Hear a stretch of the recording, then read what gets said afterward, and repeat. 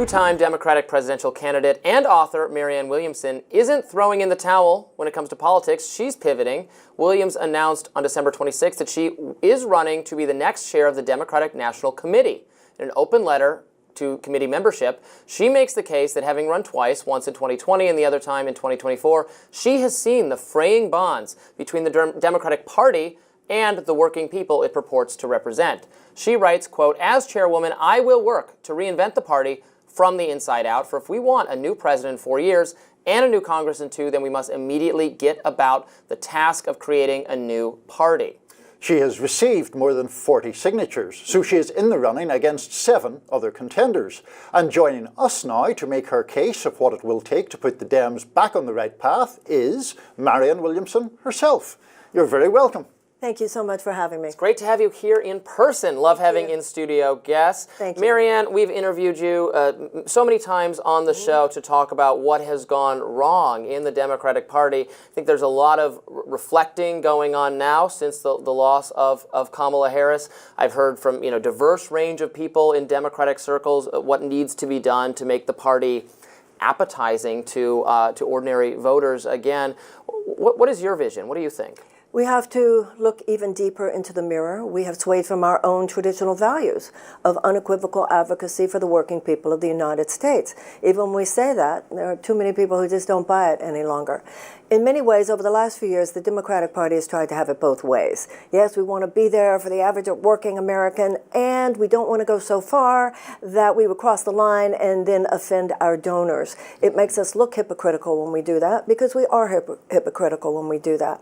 There are other issues, of course, having to do with the organization of the DNC itself. Very top-down organization, a few people in their consultancy groups controlling the power, controlling the money, controlling the decision-making, even suppressing this candidacy, not just mine, but the entire primary. And I think that did more than anything else to allow Donald Trump to walk in the door. Donald Trump is not an ordinary politician, and it's going to take more than ordinary politics in order to meet the challenge of what we consider to be his assault on democracy and our Constitution in too many ways. And when you were launching your bid for the DNC, in your video you talked about the fact that there are so many Americans in pain. And you said that it didn't seem to them as if the Democratic Party had their backs anymore. So in concrete terms, how can that be corrected? What would having their backs look like? Well, Franklin Roosevelt said that we wouldn't have to worry about a fascist takeover in this country as long as democracy delivered on its promises. We are a country predicated on the idea that all men are created equal and that governments are instituted to secure the rights of life, liberty, and the pursuit of happiness. How can you be securing the rights of life, liberty, and the pursuit of happiness when 1 in 4 Americans live with medical debt? Over half of our bankruptcies are medical bankruptcies. People are selling their blood plasma in order to pay their rent. Over 1 million people are rationing their insulin. We've got 700,000 people who are without homes in this country.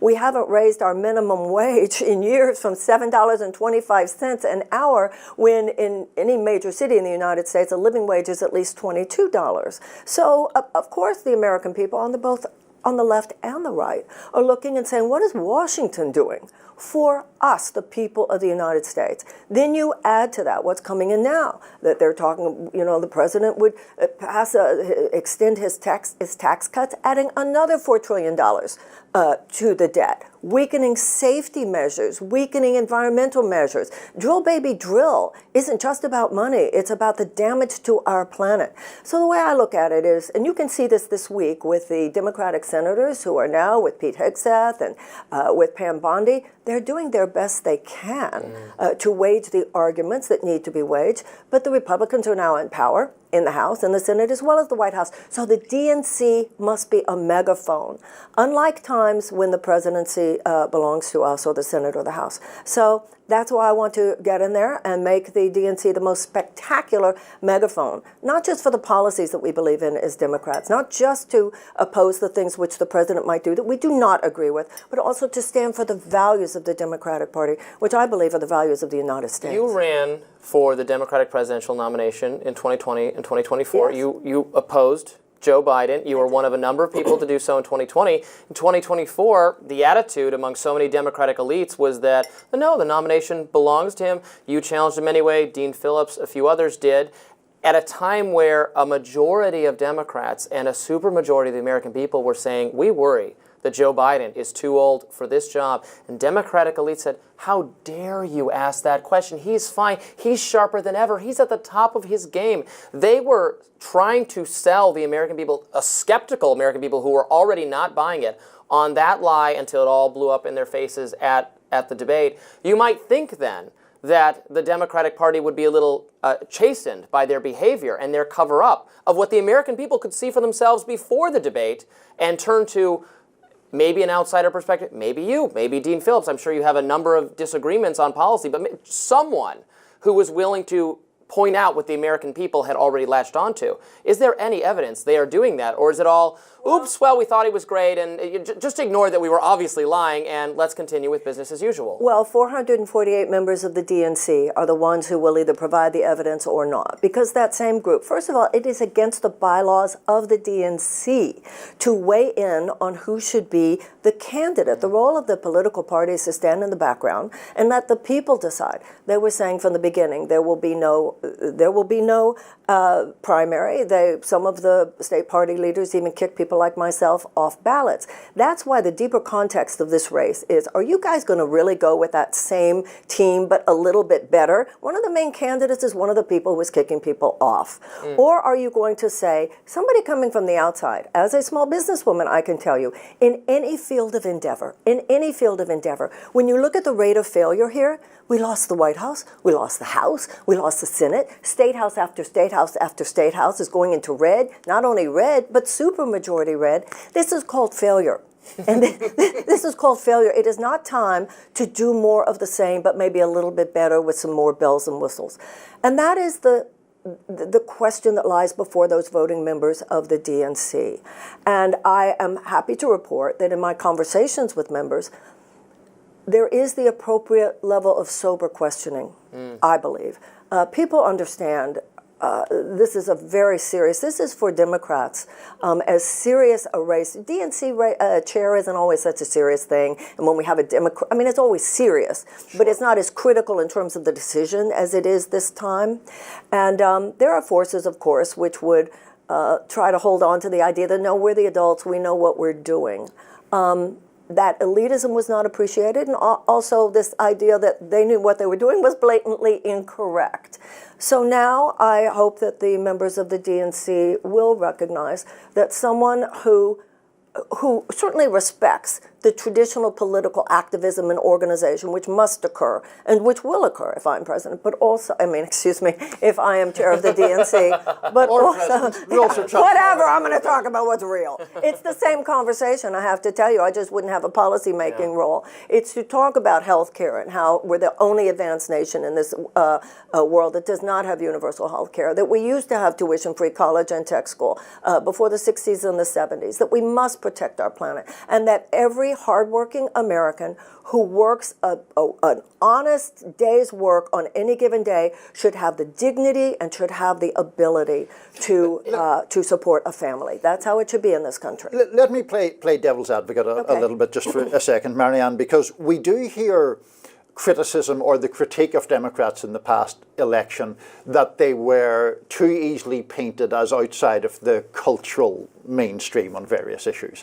Now you support the creation of a Department of Peace, for example. Yes. You have supported reparations in the past, and I think still do. Completely valid arguments to make, but don't those arguments lend themselves to conservative or right-wing attacks that they are outside of the mainstream? I think the idea of a Department of Peace, that we put peace creation, both domestically and internationally, back at the center with diplomacy of our foreign policy decision-making, I think this is every bit as much attractive to conservatives as it is to people on the left side of the political spectrum. And in running for DNC chair, I'm not running for a policy-making position. That, Hakeem Jeffries, Senator Schumer, those are the people who will be making policy. I'm running for megaphone. I'm running to be someone who observes what they're doing, tries to understand what they're doing, and does my best in a way that I believe that my 40 years of career gives me the skill set to do, to explain to the American people on a granular level, on a daily basis, this is what's happening. This is what Trump is doing. when we don't agree with it. This is what we think it's going to do to you. And this is what we are doing. This is what Democrats are doing in the House, in the Senate, in your state house, and in your city. That's been one of the problems of the DNC over the last few years. They're concentrated on the presidential election. We have to be concentrated on every precinct, in every county, and in every race. And also, I want to take these consultancy contracts, move them out into the states, so that the Democratic Party has our fingerprints on the economies of these local communities. People have seen us as out of touch because, in too many ways, we have been. You know, this is a party that just gave the oversight committee role, for instance, to Jerry Connolly instead of AOC. Now, I obviously have a lot of policy differences with AOC, but I think it's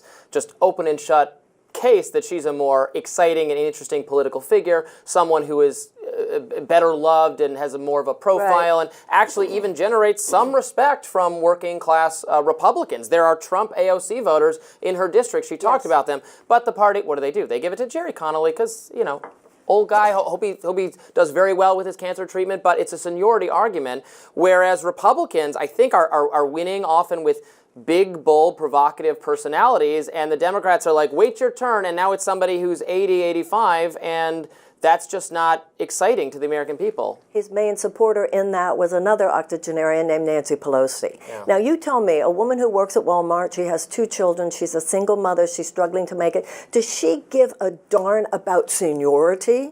The reason Republicans would never make that mistake is because they're out to win. What are we aiming for here? To protect a class and their seniority and their wood-paneled rooms? Or are we out to win? You're right, AOC, she gets through to people, and she gets through to young people. And this idea that somebody has been there for a long time, therefore he deserves it, that's how Robert Dole lost, if I remember correctly. I mean, the Republicans have pivoted away from that kind of thing. Robert Dole's a spring chicken compared to at the time. Well, at the what our political class is now. I remember the conversation was, he deserves it, it's his turn. Yes. What are we out to do here? Are we out to protect American democracy, or are we out to protect some very elite establishment that is not just elite but obsolete? It has no place in the struggles of today, given the assault on our rights and freedoms that we're facing. What do you make of the situation, you know, the left finds itself in now? You're someone who's been in a lot of left situations and conversations with left political figures and media figures. It seems to me like the left's moment is as just an observer of it, tell me if I'm wrong, it has had some setbacks in recent years, that there's less energy and excitement around, for instance, a particular person. You know, Bernie was that person. He's reaching at some point retirement, and are there new and exciting people to animate the left and keep it being a political force at a time where it seems like there's been a shift to the right, or the right is very effective. Donald Trump just won actually the popular vote for the first time. You have leaders of industries falling in line with Trump, praising Trump, ready to work with Trump. It seems like there's a lot of work from a left standpoint to be done, and I'm not seeing that level of energy compared to 4 or 8 years ago. One of the things I've noticed that a lot of people on the left have turned away from what they call electoralism. They're not putting their spine into electoral politics. It's into podcasting, it's into alternative media, which are important spaces because this is where ideas get incubated. But then when you actually want to get the levers of power, you've got to run for office. And so some of the best thinkers on the left, I believe, have just not wanted anything to do, number one, with running, and number two, with the Democratic Party. So that's a real problem because the left, the best of the left, I don't think has been represented actually in the Democratic Party. You know, Robbie, you say I've talked to a lot of people on the left. I've talked to a lot of people on the right as well. We have to get back to an American conversation. You know, Eisenhower said the American mind at its best is both liberal and conservative. I think in order for this country, just speaking as an American, we have to get out of our silos. I'm not even sure that term, you know, who's on the left, who's on the right. Nobody should have to feel that they have to get in line, and this is what we stand for. I think of myself as on the left of the political spectrum, but that doesn't mean that everything that someone like yourselves might call leftist positions, I might go, no, I'm not feeling it. And also, that's another thing about the Democratic Party. We used to be the free thinkers. That was what I really resented about what happened with this last election. We have to vote for Biden. We have to vote for Biden. We have to vote for Biden. It was like, what did you not take? Or when people would say, she's a spoiler, I'm like, did you or did you not take civics class in the 7th grade? I'm running as a Democrat. You can't be a spoiler. Sure. And also, we don't primary a sitting president. Well, I'm old enough to remember Eugene McCarthy certainly primaried Lyndon Johnson. So everybody's got to stop taking orders from a party. Everybody's got to stop taking orders from this is what we believe. Everybody's got to, I believe, read the Declaration of Independence, read a little history, read what it was about, read what this country has been about, which I hope, as chair of the DNC, I would be able to make people excited about American history again and understand where all this fits in, where do democratic values fit in. And I don't just mean as a party, but as a nation. But is that free thinking that you do exhibit, is that, I mean, let's say you won the election and you do become Democratic National Committee chair. Would you not, as a free thinker, find that position actually a bit constraining of you? I mean, I don't think of you as an organizational person in the sense of sitting atop a kind of bureaucracy, which the DNC is to a certain degree. No, I believe that the Democratic Party at its best is a big tent. There would be some things. I wouldn't come mouth off about something on your show, for instance, when that's not what the House and the Senate Democrats are standing for. Nobody would be asking me to lie. There would be times where it would be appropriate for me to keep my feelings to myself, and that's in anybody's job, in any professional situation. If you take on a job to be a mouthpiece for what the Democratic Party is standing for, and at the same time, I would be working very hard to report back to the policymakers, this is what I'm hearing on the street, guys. This is what I'm hearing. They're angry. They want a higher minimum wage. They want to see it. I'm telling you guys, I'm out on the street. I'm not just in Washington. They want universal health care. A majority of Republicans as well as Democrats want universal health care. So I believe that part of my job and hopefully my effectiveness would be that I could go back to the policymakers and tell them, this is what people want. Don't just listen to what a few consultants are telling you in Washington. I'm telling you what they want in Nebraska. I'm telling you what they want in Florida. I'm telling you what I heard in Texas. I'm telling you what I heard in Michigan. And I would hopefully be the eyes and ears of the people, the electorate, and the eyes and ears of the Democratic policymakers in Washington. Marianne Williamson, we so appreciate you coming in to talk to us about your candidacy and what you feel the Democratic Party should do. Always appreciate your candor. Thank you so much. Thank you. Always lovely to be here. Thank you. We'll have more Rising right after this. Please stay tuned.